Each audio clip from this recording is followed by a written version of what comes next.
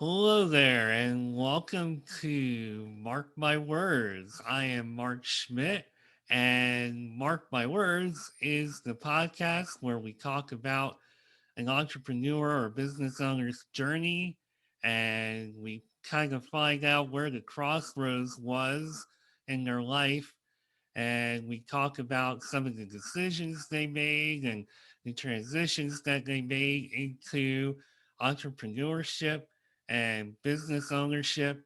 And we talk about what that experience is like. And today, I am joined by Samantha Morris, who hails from the land down under. And keep in mind that we are doing an episode in the middle of August. It's warm here in the US. It is freezing where Samantha is, and she is still graceful enough, even with it freezing in her home, to come on by and chat it up with me. She is, just to give you a little bit of an intro, she is the founder and owner of Fempire Coach, and she helps to teach women starting up in entrepreneurship and even those who have business, helping them to grow and to become more confident in this crazy business world that we live in. And Samantha Morris, welcome to Mark My Words. How you doing today? Oh, hi, Mark. I'm doing very well, thank you. And like you said, I'm quite cold, but the heater will warm me up and I'll be great. Well, hopefully, a little bit of conversation here over the next 45 to 60 ish minutes will do some good in that regard. Yes, yes, I'm sure it will. And one thing I do want to ask, I couldn't help but to refer to Australia as the land down under. You ever get tired of hearing the land down under or down under? No, I don't. Well, probably because I'm down here, we don't hear it that much. Gotcha. So Okay. I still find it quite entertaining when other people refer to us as the land down under, because I was like, yes, that's right, we are. Fair enough. Well, I guess if it is what it is, which I hate the saying it is what it is, but it is what it is. So fair enough. And welcome to Mark My Words. And I know it's early for me here. Thank you for hanging in with me later in the day. I don't even know what time it is down there, but it is early here. So thank you for stopping by. And we are going to talk a little bit today about how you became an entrepreneur for Fempire Coach. And I know, just kind of looking at your LinkedIn a little bit, obviously, or not obviously, I don't know why I said obviously, but it's obvious because I'm looking at it. But it looks like you started out more on a technology study, so to speak, and I guess business information systems and marketing. What made you kind of decide to do that? Did you have a passion in there, or did you just say, I'm going to do this? Well, do you know, Mark, I actually started out doing studies to be an accountant. And I did the first year of university, and I mean, you guys call it college. So I did my first year of college. And I don't know, I was sitting there and the thought struck me, why am I studying this? I don't want to be an accountant. So So I started looking at what other options I had, and I was trying to be very smart because I'd already invested a whole year into studying. So I was trying to look at other qualifications where I could bring what I'd study into that. And I chose business information systems because it was all about data and analytics. And so I suppose when I started out with accounting, it's because I like numbers and what stories they can tell. But data and analytics was a lot more fun to me than, the thought of doing taxes. That's interesting that you say numbers can tell a story. What story do you feel numbers tell you? Oh, I love the stories that numbers tell us. So if I go back to just the numbers that you can get out of accounts, and I mean, as soon as you talk to any business owner and you say to them, you've got to have a look at your books and you've got to look at your profit and loss statement and you've got to look at your balance sheet, it really doesn't sound that exciting. But when you start to look at what those numbers are telling you, and when you start to learn to interpret what they're telling you, that's when it becomes a lot more exciting. Well, that's what I think anyway. Well, I have kind of a bad relationship with math and numbers. I mean, when it comes to sports, I love numbers, but outside of that, it's like I barely even got through algebra. I struggled with geometry. I struggled with well, I would say I struggled with calculus. I never even took calculus. So I really had a rough go with math. I was much better with languages. So that's really interesting to hear you talk about math and numbers and stories. And it's surprising to me that with you having a passion for numbers that you did find accounting as boring. Because I know for me, no offense to accountants out there, but I can't think of a much more boring thing to do with my life than being an accountant or juggle numbers. That just would bore the heck out of me. So yeah, I that's just coming from somebody who's a little more creative and just was terrible at math. So Yeah, I totally understand what you're saying. And uh, I'm lucky that we do have people that do love doing accounting and being accountants because we need them. But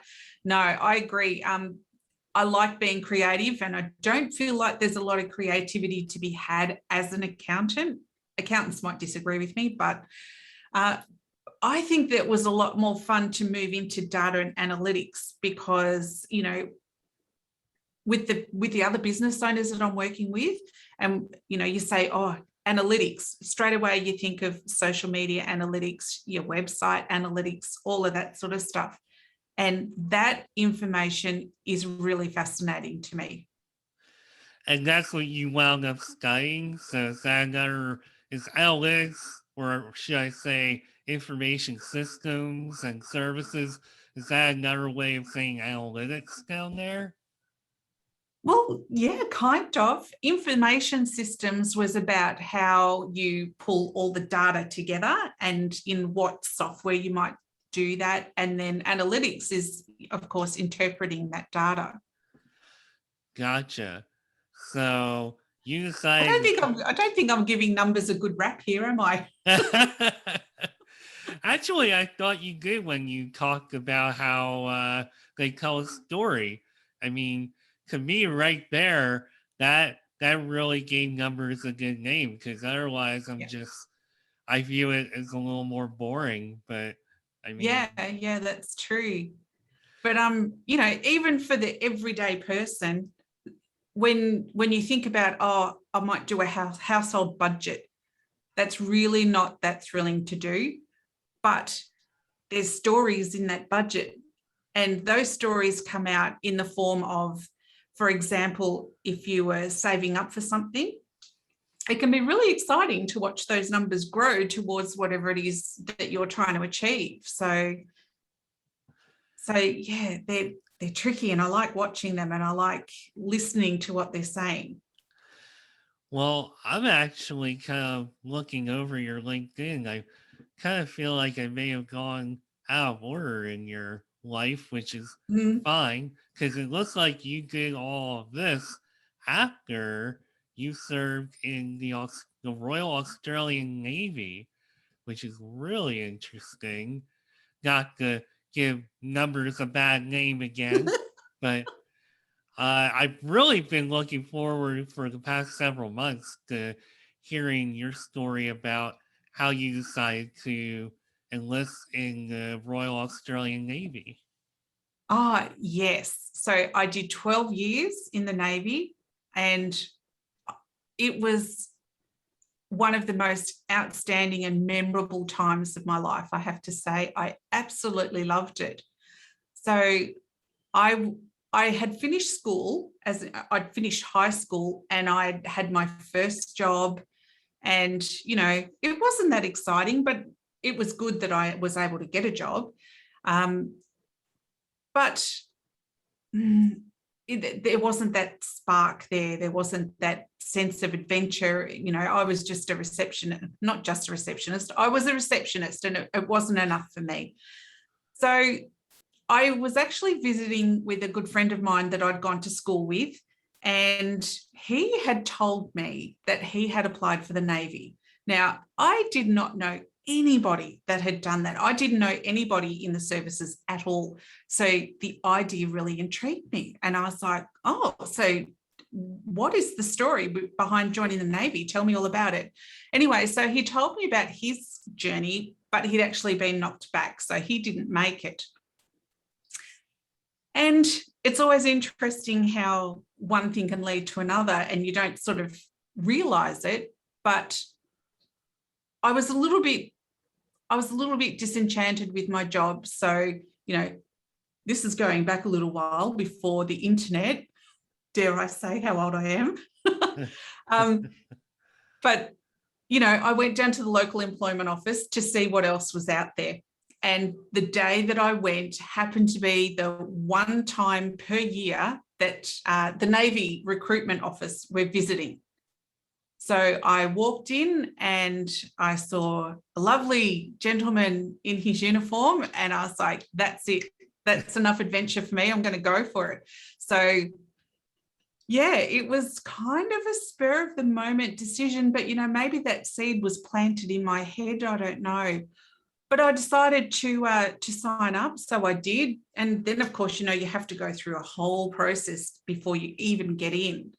So, so I did all the testing I had to do, and I was, I had to try and build my fitness up to get ready for recruit school because I wasn't really doing very much.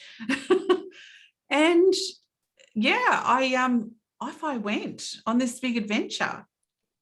Well, prior to going on this adventure, did you have any idea or intuition about something that you wanted to do? Because you came out of high school, you were a receptionist, and I know kind of how that feels where you're coming out of high school and you're like, okay, what should I do? Like, I know there's these things that I'm passionate about and I want to do it. I just don't know where or when would be a good time. Did you have the same kind of thoughts or itch? Look, I no, I didn't. I actually felt quite lost through high school. There's so much pressure on students to think about what's coming up next for them. What are you going to be? What are you going to study? You have to know what you want to do in your 20s so that you can choose all the right subjects at school, so you can get into the right university or college, so that you can get that job. So for someone like me I didn't have any idea what I wanted to do when I left school. I really didn't. So my school years were spent doing subjects that I was just good at, not necessarily that I was really, really keen to learn about. So don't tell my children, but I wasn't a great high school student. I passed everything. I did that all right. But, I wasn't getting straight A's because I was not that interested in school. Well, I feel like I was somewhat interested, depending on what it was. There were some subjects that I was really interested in, and others, like math, that just didn't do it for me. And yeah, I think it's a pretty universal thing that they want you to have a good idea by the time you're 18, 19, you go right to college or go right to a tech school or whatever the case is. And it's not always that cut and dry. And I wonder if somehow there would be a way to improve that so that people maybe had a better idea coming out. But I mean, I can definitely relate because I had a good feeling about what I wanted to do, but I came from a background where it was like, okay, you want to go into like television production? Are you Spielberg? Like, this is weird. Why you want to do that? Just go for something more bankable, like a business degree, or computers were really becoming a huge thing by the Mm. time I went to college. So I had a lot of different voices saying you should do this or that. And I actually myself kind of went through that period of feeling lost and took a Mm. step back. And as it turned out, I wound up doing the exact thing I was passionate about all along. So I guess the lesson there is to at least listen to your gut and give it a try. Yeah, but we're not allowed to do that so much when we're younger, are No, we? no, I And you're right. definitely We've got a lot of people always telling us what we should be doing. I basically had to drop out of college, even though I was doing well. I think I had just made the honor roll the semester before, Oh, and I just felt very lost. I'm like, why am I here? This school doesn't even have my major. So I wound up just dropping out completely and working in mm. retail. I worked in a woodworking factory for a while, and I kind of like made sure that, you know what, this is what I want to do. And it turned out that that's exactly what I wanted to do. It's exactly what I pretty much became. So yeah, you just don't know. No, you don't. And I think this is where this is probably why I loved my time in the Navy so much, because it really was a really good opportunity for me to explore so many different things. Because I signed up, I signed up to do a particular role, as everybody does, but there were so many times when I was offered the chance to go off and do all these other weird and wonderful things, like things I'm so grateful that I had all these experiences, because it just showed me all the different aspects of myself, because I was always the person that whenever they wanted someone to volunteer for something, no matter how wild and crazy, as in I even volunteered to go and do an auditing course, internal auditing. So that doesn't sound very exciting. But look, I went and did that, and all of that experience and all of those choices led me to be the person that I am now, with all these experiences that I bring into life. So, Well, did you wind up like seeing other countries and going around the world? What did you wind up doing? well, I didn't go around the world with the Navy, so that made me a little bit sad. I did get to, while I was in the Navy, I did travel overseas, came over to visit your lovely country for a holiday with somebody else that I was serving with. But I did get to travel around Australia, actually playing sport. Apart from moving for different work locations, I also got to travel and play sport. So that was really exciting too.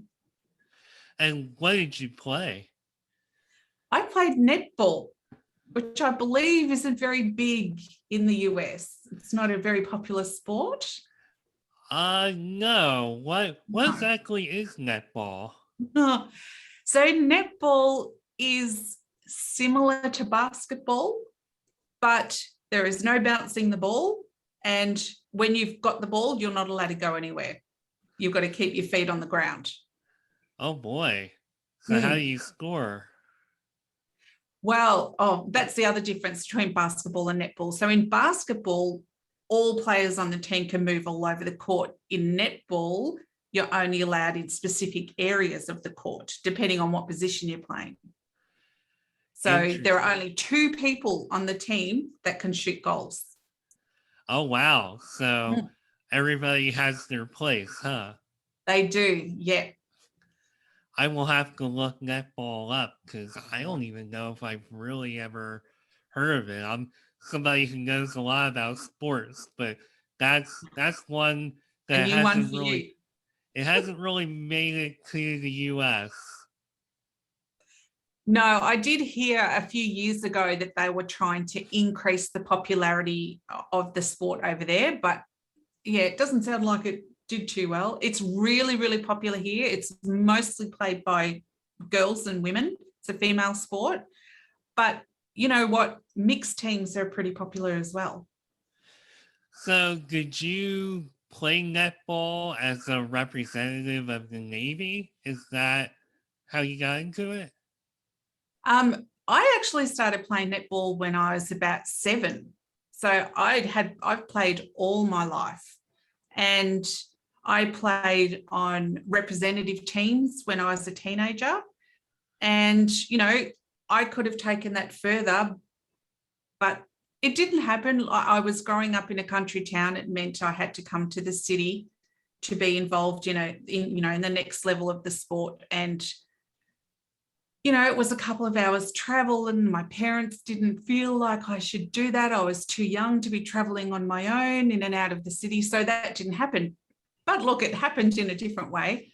But yeah, I played netball all my life. And when I got to travel around Australia, I played on both Navy teams and Defence Force teams. And sometimes if something is meant to happen, it'll figure out a way and happen for you. I know with my career, I had kind of decided to settle here in Maryland and kind of put aside going to New York or LA. And now, as it turns out, I wound up with a remote job that is with a company that is based out of New York and LA in my Ah, field. So I didn't have to go anywhere in order to land that job. So you never know how life is going to turn out. And I think no. just hearing your netball story makes me think of that. So don't ever give up on a dream, even if you're, I guess, for lack of a better way to put it, you're limited for a Mm. period of time because it could wind up coming back. An opportunity could come up. So you're a great Yeah. example of that. Yeah. And in actual fact, I probably got to play and travel more with the Defence Force than I ever would have if I'd gone in the other direction. So, yeah. Yeah. And sometimes life turns out that way. And that kind of leads me to you leaving the Navy and going off back into, I guess, civilian life, for lack of a better way to put that. Well, Yes. Yeah. so you wound up going back into civilian life, and what was your next move? Because it looks like you wound up as a manager of a spray booth company. Yeah. That is actually a business that I own part Oh, of. Yeah. and So, what made you start that one up? well, that was, I feel like I'm a bad example because I feel like everything I've done has been quite spur of the moment, go with my gut. I'm going to go and do this now. Um, So starting the spray booth company came about because my husband was working in the industry and he was really dissatisfied with what he was seeing out there. He was really dissatisfied with the level of service and the fact that he was going out there representing an industry that wasn't doing the right things. He didn't like it. Yeah. So he came home one day and he said he'd had enough. And I said, why don't you just give it up and start your own business? So the one time he listens to me. So that's what he did. We organized things and we started a spray booth cleaning company. Wow. So it wasn't necessarily you had this deep passion for spray booth. It just was like, look, you're frustrated. I think you can go a lot further with this. let's start a business. Yeah. So Wow. it was kind of the perfect storm because he really liked the work. He liked the mechanical aspect of it and that sort of thing. For me, I was jumping at the opportunity to build a business from the ground up. So between the two of us having those different interests, coming together was a really good option. Oh wow. So that's an interesting way to get into your first business. What was it like back then starting up business? Because I know today there's so much more information. I won't say it's easier, but there's definitely more information and more tools that you can use to start up versus back in like 2004 where there were some but not near as many as today. So what was that experience like? So I'd actually been in business for myself a couple of times already. So I dabbled in business. I hadn't been successful at anything, but it was something that I was going to end up being a business owner. I was going to end up being a successful business owner because it was something I kept trying at. But when we first started, goodness me, I remember doing things like, no marketing plan. There was no social media back then. So it was sitting on the phone cold calling. I remember sending faxes out to people, which, these days it'd be called spam, but doing those really, really basic things to try and get started and get customers. I think we had the advantage that my husband was already in the industry. So he already knew people. So we started with the people that he knew and rang them and said, would you be interested in us quoting to do your work? But yes, it was sitting in a very cold factory and sitting on the phone and making phone calls. Really, really basic stuff. And just to make it a little more clear, spray booth and spray boothing, I don't even know if that's really a word, but spray boothing, when you're talking about spray booth, you're talking about like, vehicles, like, you know, Yes. cars, planes, stuff like that, correct? Yes. Yeah. The spray booths are the giant they're rooms, I suppose, where you put things inside and you spray paint them and then you bake the paint on. So Uh, yeah, planes, trains, and automobiles.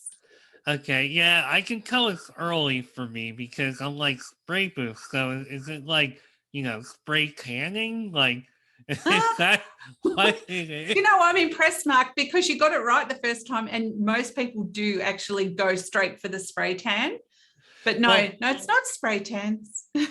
yeah, I had to think about it because I'm looking at your again your LinkedIn profile. I'm like, wait a minute, spray booth. Because she's not talking about getting a can. She's talking No. about like actually spraying vehicles and doing things that are beyond your body. Yes, that's right. Yeah. Gotcha. Okay, yeah, it's early for me. I gotta wake up. So you guys started this up. It's been successful. You've been at it for a long time. And then, well, you're still doing it. However, there came a point for you where you decided that you wanted to help women in entrepreneurship and wanted to be more of a voice and more of a help in that regard. When did that start? Did you always kind of think that you wanted to do something on the behalf of women, or is this something that just built up over time? I think it was another case of kind of accidentally tripping over something that I needed to trip over. So all the time that we were running the spray booth business, well, we've still got it, but after a few years, I realized that business is more complex than how we started. So I needed to educate myself more on how to be a business owner. So I started doing a few little courses here and there and learning some new tricks. But we were lucky because we were successful year upon year. So as I met more and more business owners, I was asked by a few different people if I'd help them with their business, help them just to look at this one particular area here, or just help them fix this over there.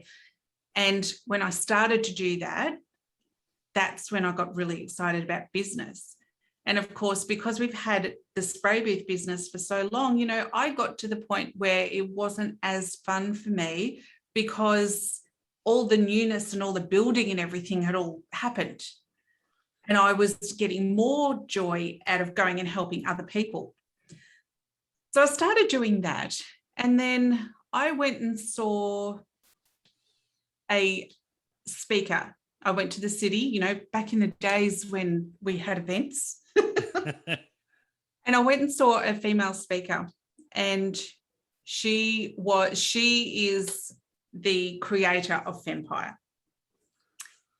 And she was speaking to an all-female audience, and it's something that I'd never experienced before, because if you think about my work history, like I went from the Navy, which is male-dominated, into working with automotive and manufacturing industries, which are male-dominated. So this was the first time I'd ever sat in a space that was just all women. So it was a bit unusual for me. I admit to sort of sitting in the background and being quite an observer. But I was really excited about the message that she was delivering. And so I kind of just followed her on social media and things like that for a little while. And then she put out the opportunity for people to start their own business as a Fempire coach under that brand. And it was once again a case of the opportunity was standing in front of me and I had to go for it. I just knew I had to pursue it. So that's how I ended up becoming a coach. And it's just been the most enjoyable, the most fulfilling thing that I think I've done. As much as I've enjoyed doing these other things, this is a whole new level. This is a whole new level of learning for me. And this is a whole new level of really tapping into what I really want to do, because that's something I hadn't thought about before. There's really something about helping people on a more personal level that just feels so fulfilling, and more so than anything else that you can do in life, I think. And I know I started to learn that when I became a manager at company I worked at several years ago. I became a manager. I had my own staff, and I got to have those interactions and those relationships on that level.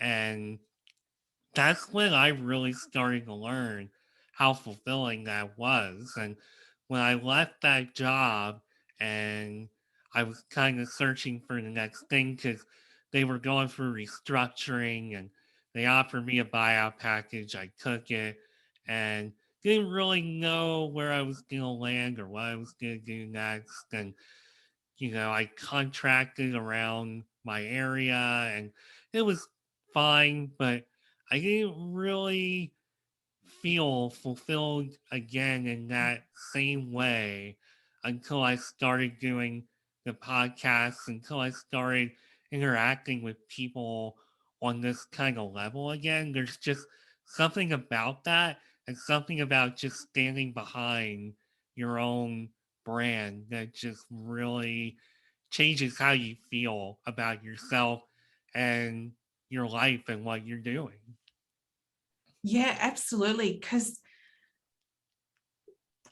in one conversation, you can help somebody go from feeling really confused and aimless to being excited about one single idea or excited about doing one thing or making one change. I love that. I love being able to help people find that in themselves. And one thing that I have learned that you said it without even saying it. And I think it's just me listening to what you're saying and talking to myself, I guess. But I can, so obviously I started up this podcast, but it's not something that I just said, okay, I'm just going to do it. It took time. I had to build myself up. And the same thing with maybe starting another business, maybe something that caters more to my technical background. It's like, well, maybe someday, whatever, whatever. No, you just went right for it both times, which Mm. is amazing. And, there's no really right or wrong way to do things, I guess, but it does kind of remind me, okay, maybe I should be a little more reactive rather than thinking about everything so much. Yeah, definitely. And there are all kinds of people out there. And I am somebody who will just go, oh, I'm just going to jump in and do that. Not everyone's like that. And I think most of the women that I work with, I seem to be attracting the clients that are a little bit more hesitant about things. So maybe they're looking to me to teach them how to jump in a little bit more. But it's all good and well to be thoughtful and methodical about decisions that you make. And it's all good and well to jump into things and sort of figure it all out after you've started. No matter what path you go down, you have to be acceptably uncomfortable with what you're doing.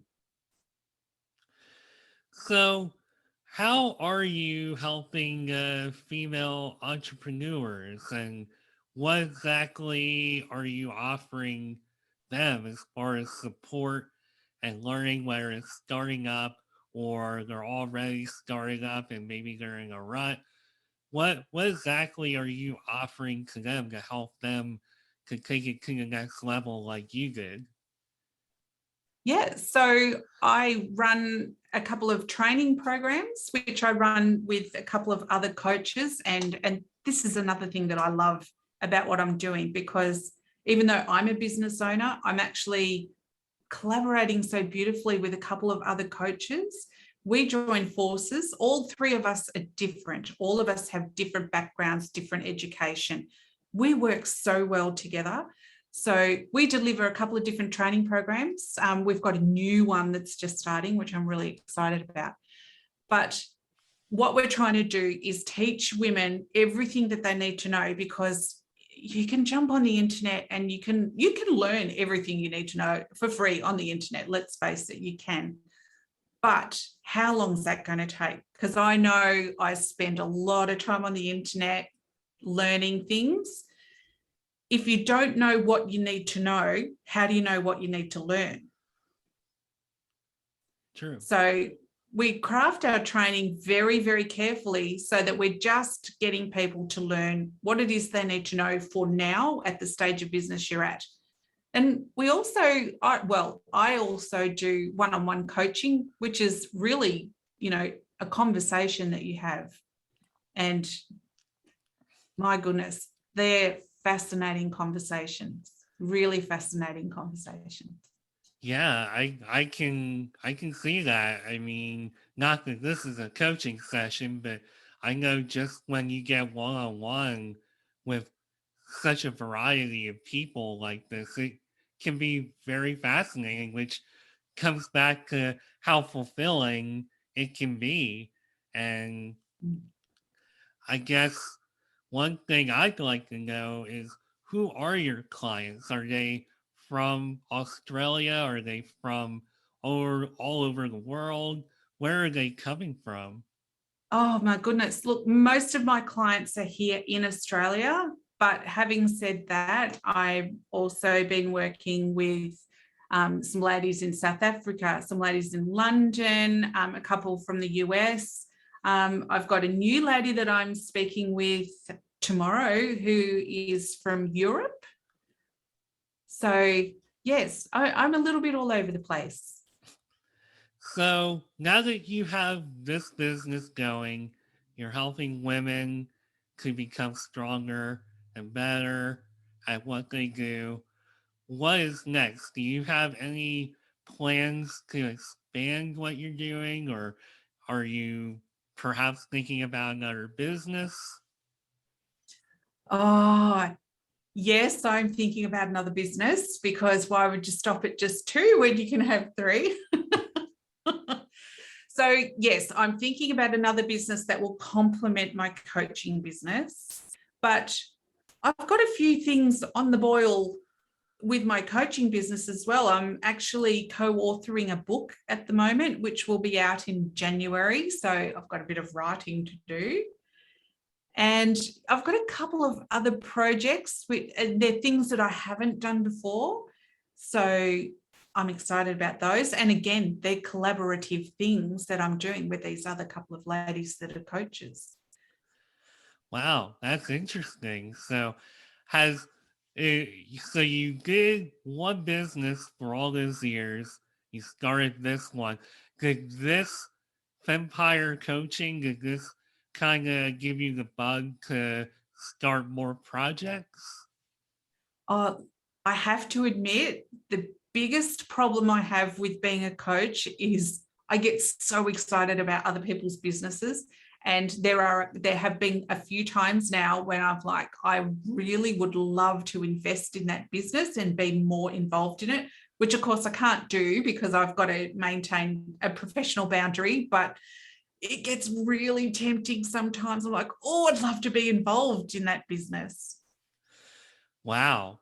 Yeah, I mean, I don't know how you do that exactly. Just now, are you saying that you just want to start your own, or you just want to be involved in that particular thing?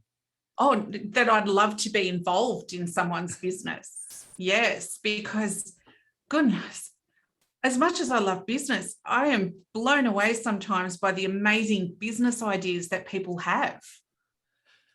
Yeah, me too. And that's one of the core reasons that I do this podcast is because I love hearing everybody's story, and I love just being kind of like the fly on the wall, so to speak. And Yeah. it's really amazing. It kind of gives me, I guess, I hate to say it like this, like the license to be a part of everybody else's journey just for, you know, an hour ish of my life. And it's really cool. And it helps me to learn a lot, but there are things that people do. Like, for example, I am not qualified to, focus in on helping women and coaching women in the way that you do. So, and nor should I be. So, it's really amazing and interesting to have that block of time to hear you talk about your journey and talk about what you do. And this is like a huge, I feel like I always say this is a big reason I'm doing it and that's a big reason. This right here is really at like the core. It's definitely one of the top reasons I do this podcast. So if nothing else, you could start your own entrepreneurial podcast and live through people just like me. Yes, oh gosh. Do you know what though? I think in a lot of ways we're similar because where you get to sit there and like you're having this conversation that's kind of like what I do. And yeah, I always feel like I get so much out of any sessions I do, or like, you know, it's not a one-way street at all.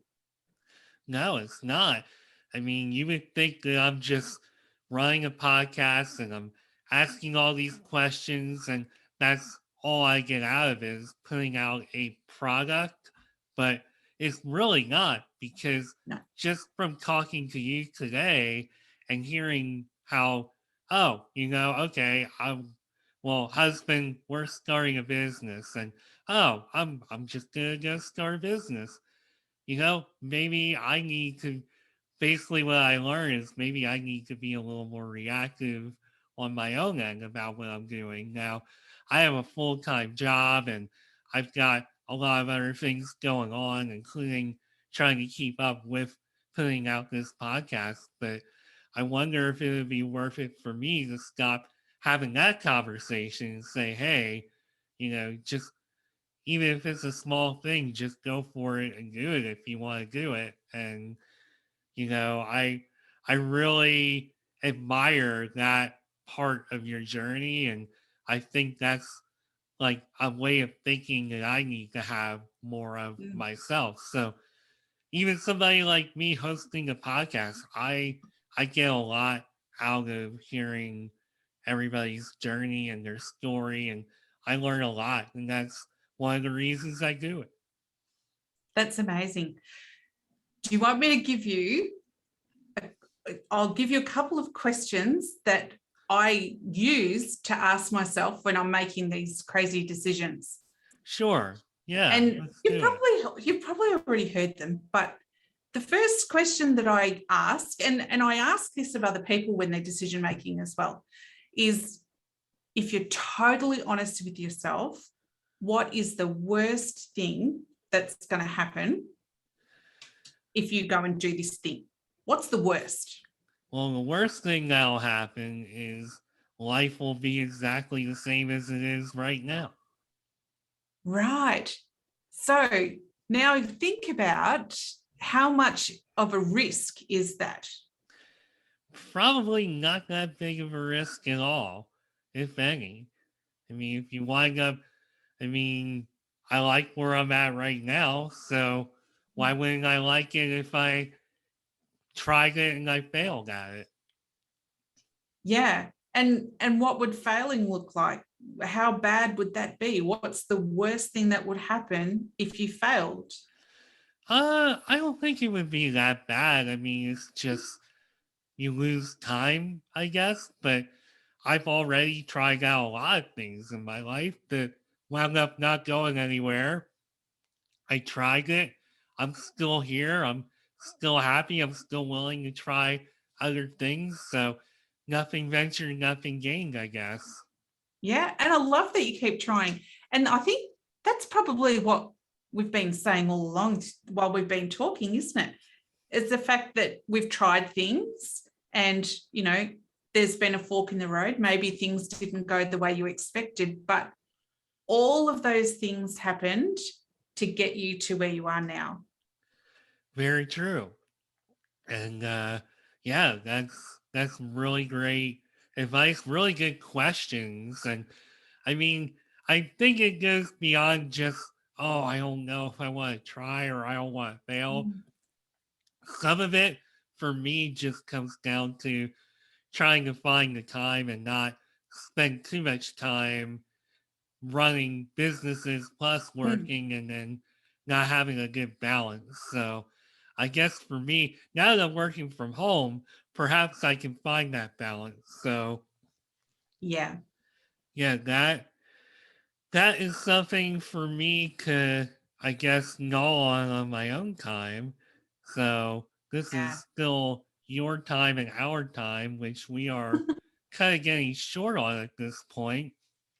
Did you want to talk a little bit about how people can find you, like on social media, how they can work with you? Yeah, absolutely. So, goodness me, I've spread myself thin on social media because I think you can find me in most places except for TikTok and Snapchat. I'll leave that to the younger ones. And as much as I love dancing, I will keep that to the privacy of my own home. I won't share that with the world. But yes, you can certainly find me on Facebook and Instagram and LinkedIn and Pinterest and even a little bit of YouTube. Yeah, I'm on TikTok, but I don't really like do anything with it. I mean, you could probably still go on there and have like quote of the day or a little bit of Yeah. advice or do things Mm. like that. But yeah, I know a lot of people. TikTok is known for all the dancing and craziness, and that's like sometimes I think about doing videos like that, and then I remember, I don't know if I have the energy. Like, I feel like maybe if people were around more, like you would think being all alone that you would have the energy and feel okay doing that stuff. I'm just like, I just don't have it in me. So No, yeah. my youngest two children are both on TikTok and they love making the little dance videos, and they've taught me a couple. And so I've been in one or two. I don't know if those videos actually made it onto TikTok. It's probably good to say they didn't. I like to think that they didn't. But do you know what? I follow a couple of dancers on social media because I absolutely love dancing and I love watching them because they're really good at it. But for me to do it, like as in representing my business as a business coach, no, because I think that would be more like a comedy show than anything professional. Well, putting dancing aside, I do want to encourage people to follow you on Instagram because I think your Instagram is great and you have a Facebook page. So, a lot of really good ways that you can connect with Samantha Morris, my guest today of Fempire Coach. And Samantha, unless you have something else that you want to add or a final word, I think we're pretty much wrapped up today. No, I just want to say thank you for an amazing time here with you today, Marc. It's been a great conversation. Sorry, just grabbing a sip of water here. Don't want to start coughing or anything. I have a good streak. I haven't really coughed much in an episode lately, so I want to keep that going. As a matter of fact, before I say my final word, I'm going to have another sip. All right. So, Samantha Morris, Fempire Coach, thank you so much for being on Mark My Words. And before I go, I want to talk a little bit about how you can find me. You can find me on LinkedIn. I love a good conversation about careers, career transition, entrepreneurship. I love to run a good poll every once in a while, and you can certainly hear more about episodes of Mark My Words as they're being released. So please find me there. You can find me on Instagram, Mark My Words 6, which of course is spelled MARC. I could not get Mark My Words outright, so Mark My Words 6 on Instagram. You can find me at my more personal handle. I've been using Nimrod79 since the 90s. I'm a huge Green Day fan, so I've stuck with Nimrod all these years. Maybe one of these days I'll finally change it and be Mark Schmidt. I don't know, but you can find me there. Find me on Twitter. You can find me on social media. So thank you very much. And I should also say you've already found this podcast either on iTunes or YouTube. I have a YouTube channel. You can also find it now pretty much everywhere except for Spotify. I think there's a codec issue with Spotify with my file that I gotta work out. So eventually I'll be on Spotify, but Google, Audible, wherever you can find podcasts. So that is a wrap for Mark My Words. Thank you again, Samantha Morris of Empire Coach. I'm Mark Schmidt of Mark My Words, and I will be back very soon with a new episode and a great guest. Thanks, and see you soon. Bye.